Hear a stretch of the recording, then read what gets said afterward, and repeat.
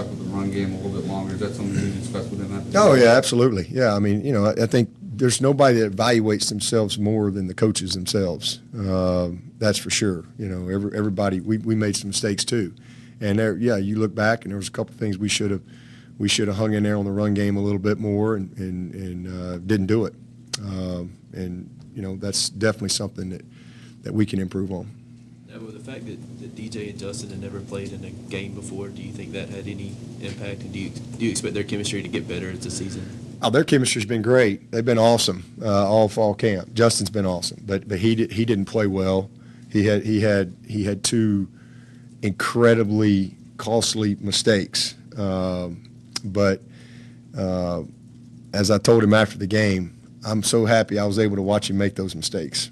And you know, it's been a long time since he's played. I just think he just maybe you know, for whatever reason, just hadn't been in a game mode in a while on that type of deal, and he just didn't have a good day. But he didn't have a good day from an execution standpoint. I mean, he made a few plays, but there was a couple big plays on the pick right there. I mean, if all he's got to do is just turn out like he's supposed to do, and he's going to catch that ball, and he might break the tackle and score or get down inside the 20, but at least he's at the 21, 22, first down, and instead it's the points the other way. And that was that's basic, like simple stuff. And he just made a bad decision. But I will promise you this, there ain't nobody cares more than that guy.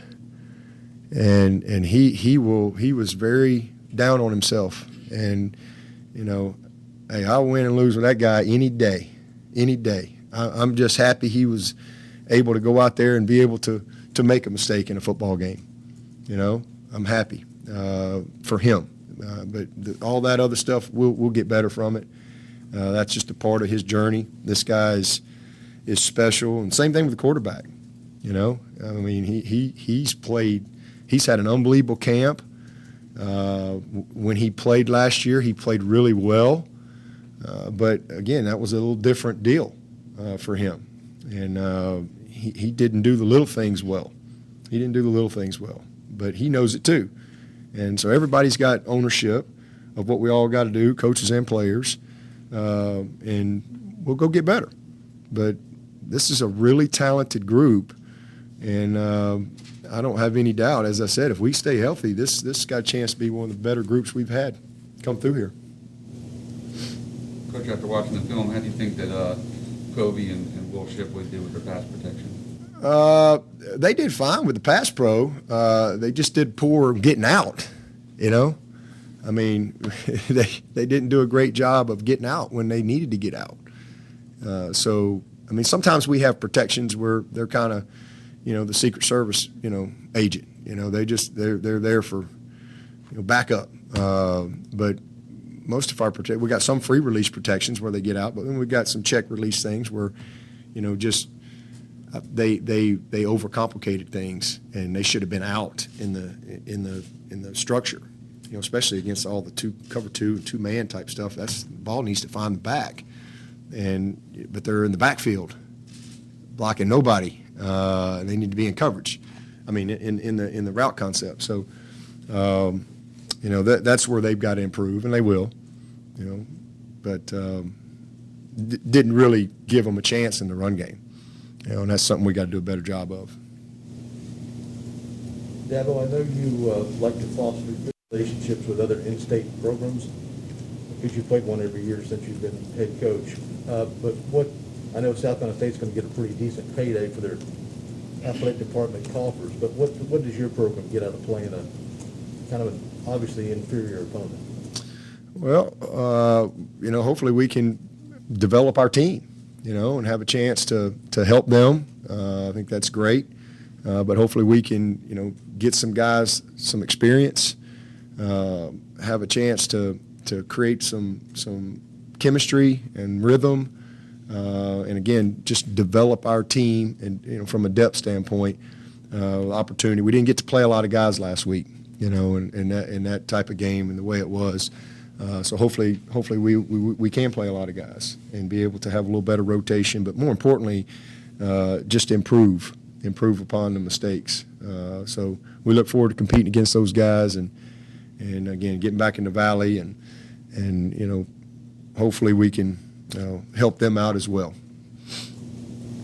How was your overall perimeter blocking from your receivers and tight ends? Well, we had a huge bust on the one. Just critical. We got 2 yards, but we should have got 6 or more.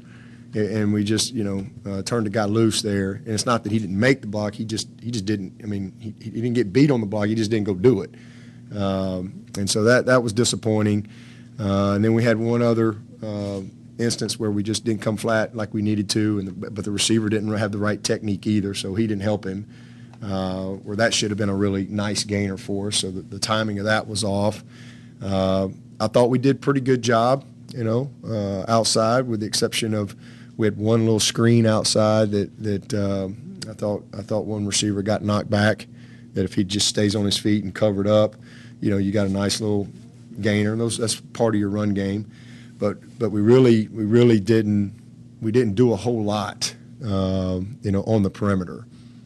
From a run game standpoint, and we didn't throw a lot of screens, so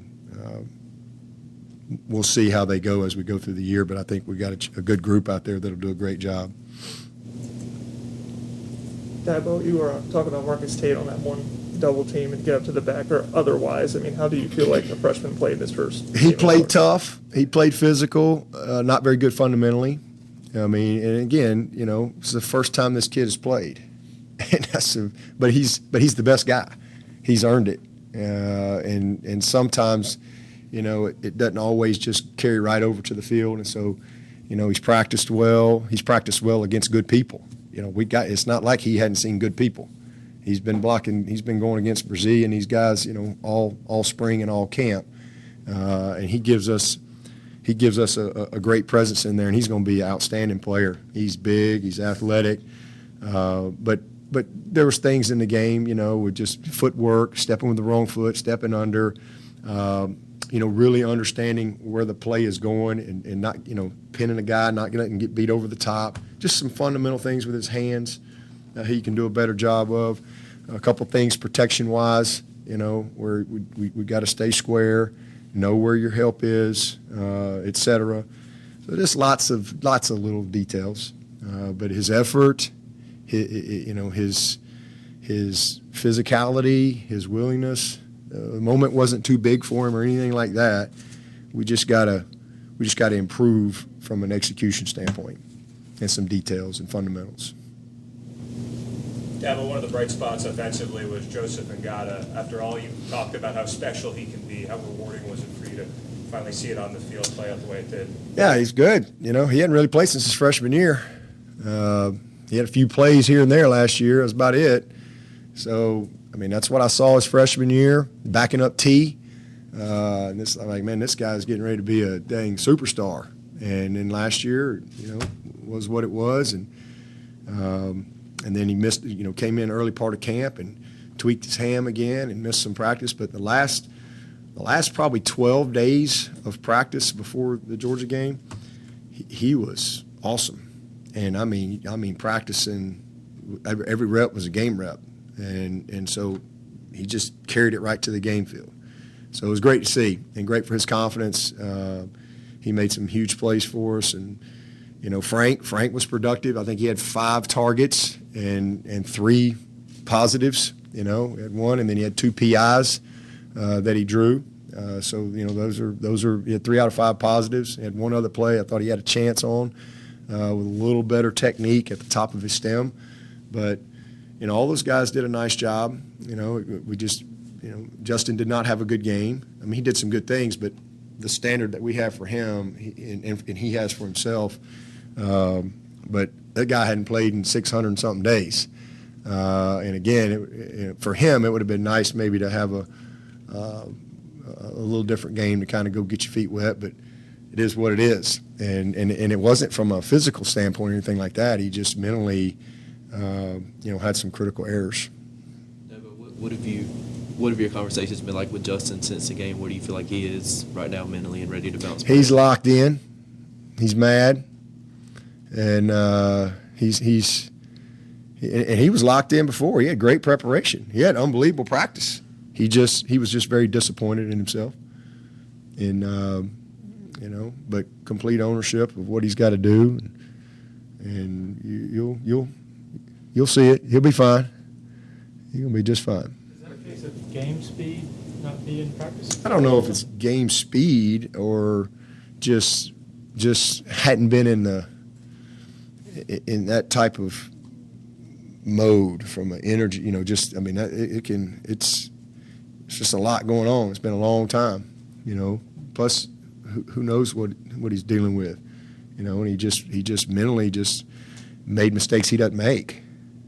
Physically he's fine, but mentally he just made critical errors, and he hadn't done that in practice. So I just, I don't know, just had one of them days. It happens, but he'll bounce back. He's gonna have a great year. All those guys are. We got an outstanding group out there, and again, it's one game, and we got a long season ahead, and a lot of good football ahead. And if we can stay healthy, this is going to be a great football team. Coach, I think you used Will Taylor for the most part on punt returns. Is the plan still to use Justyn there at some point? No, we're gonna go with Will.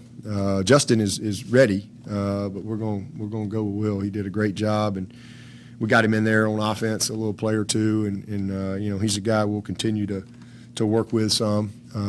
He's still learning the totality of the offense, but he's got a really unique and dynamic skill set, and he's that guy's he don't flinch. I mean, he's going to be a really good player. What does it say about him that he's been here a few weeks on campus and y'all are throwing him in against Georgia at quarterback? Says a lot. Says a lot about who he is and what we think of him. You guys played in big games last year, but the crowd, it seemed like everywhere the crowds were almost double. I mean, they were just electric everywhere. I know you played in that. Were there challenges, difficulties, getting back to normal after a year where maybe communication and calm and emotion might have been a little bit easier? I mean, I think that was, again, we got two freshman groups that hadn't experienced that, so that's going to serve them well, I mean, definitely different. It's different. I mean, you can't prepare for that. You just can't. You just got to experience that, and then you grow from it. And I thought they handled it well. Again, we had some mistakes. It was just too many, this and that, across the board. But I would say it probably impacted a little bit because you got so many guys that just haven't experienced it, and until you do, it's hard to really process it. We had, a drop snap, but, does that have anything to do with the crowd? I don't think so. But I thought they handled it well for the most part from that standpoint. Energy was great. They it would have been easy. Like DJ, for example, he didn't play well for 2.5 quarters. And it would have been very easy for him to keep going, and he went like that. And I love that. I love that. I mean, that's what you want to see in a young quarterback. Because it would have been easy for it to get worse and worse and worse, and it didn't happen. He responded in a big way, and that's going to serve him well. Something he hasn't experienced, has zero experience of that, and now he has, and he's doing it against an elite group, and made some big time throws. But had a lot of mistakes, too, that he's got to improve on. Dabo, y'all talked about obviously wanting to get the run game involved a little more. That's something you wish you did. With the snaps that the running backs did get, the carries that they did get, I mean, how were you able to kind of evaluate that, if at all? Oh, yeah, we didn't really give them a chance. We only had 7 plays in the whole first quarter. And I think that was probably more of an issue than the crowd or anything like that. We had 7 plays. And so you got a young quarterback sitting over on that sideline, and I think that probably affected him more than anything. Now all of a sudden you feel like you finally get to go play and you got to do too much, and that I don't think that was like worst case scenario. And we had a couple mistakes on defense on the first drive. We get the delay, and they get the third down. We back up too too far. Then we get a delay penalty, and they punt us deep. I mean, the punter was the MVP of the first half. So now you got bad field position. You get off your script, but we got it out there.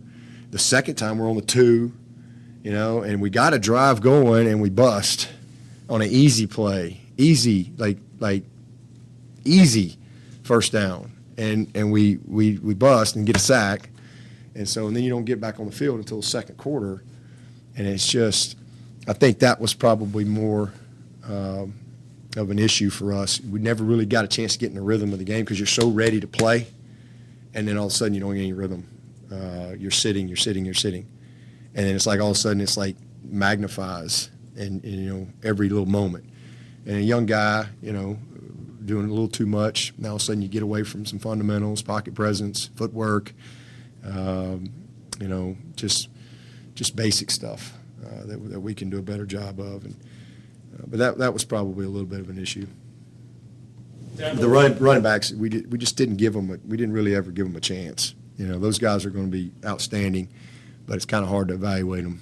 And we only had 60 plays, 61 plays. Just didn't have enough and didn't give them enough opportunity. Dabo, I know you spoke about your admiration for Buddy Pugh. In your eyes, what is it about him that has made him so successful for so long? Consistency, just who he is as a person. I mean, he's a servant leader. He's awesome in the community. He's been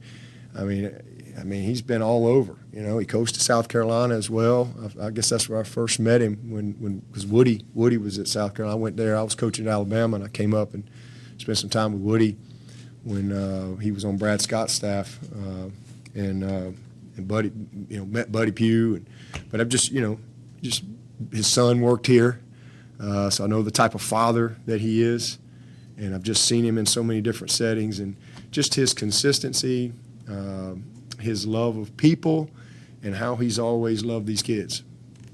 It's hard to stay somewhere for a long time, and he's just been an incredibly consistent model for a lot of people. Anything else for Coach Swinney? Anything from anybody on Zoom? All right, with that, we'll dismiss Coach Swinney.